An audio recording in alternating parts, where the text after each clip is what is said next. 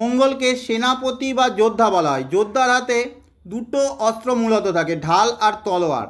ঢালের মাধ্যমে নিজেকে প্রোটেক্ট করে বা প্রতিরোধ করে, ডিফেন্স করে, আর তলোয়ারের মাধ্যমে আক্রমণ করে, অ্যাগ্রেশন দেখায়।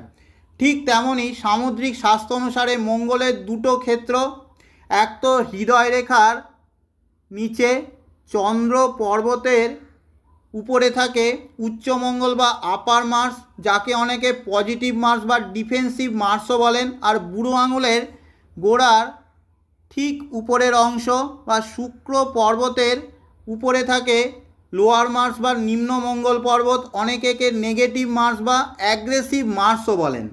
এই নিম্ন মঙ্গল পর্বতকে অনেক পামিস্ট রাহুর ক্ষেত্র বলে থাকেন।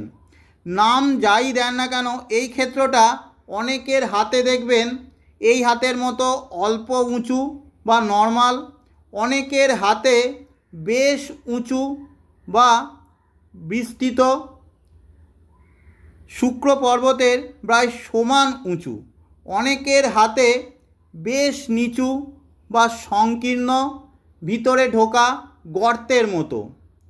যাদেরই হাতে এই অংশটা বেশ নিচু বা ঢোকা থাকে, এরা ভিতর থেকে ভীতু ও নার্ভাস হয়। যদিও চেহারা দেখে বা বাইরে থেকে বেশ সাহসী বলে মনে হচ্ছে, কিন্তু ভিতর ভিতর সবসময় ভয়ে থাকে। কাজের উৎসাহেরও অভাব থাকে, যে কোনো কাজ স্টার্ট করতেই প্রবলেম, আজকাল পরশু করতে থাকে। ভিতরের ধৈর্যেরও অভাব, সবসময় তাড়াহুড়ো করে। এছাড়াও শারীরিক আভ্যন্তরীণ শক্তি, রোগ প্রতিরোধ ক্ষমতার অভাব থাকে, শরীর নিয়ে প্রায়ই ভোগে।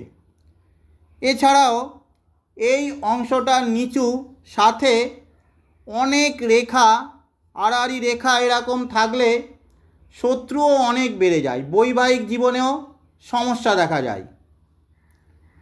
খুব ফোলা এই অংশটা বা অতি উঁচু যদি এই অংশটা থাকে,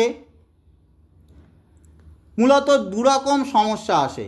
অতি সাহসিকতা দেখাতে গিয়ে বা রিস্ক নিতে গিয়ে প্রবলেম, দুর্ঘটনার সম্মুখীন হয়, আর নিজের রাগ, জেদ, ক্রোধের উপরে কন্ট্রোল রাখতে পারে না, লড়াই ঝগড়া মারামারিতে অনেক সময় জড়িয়ে পড়ে। এই রকম নর্মাল অল্প উঁচু এই পর্বত থাকলে তা সর্বাধিক শুভ।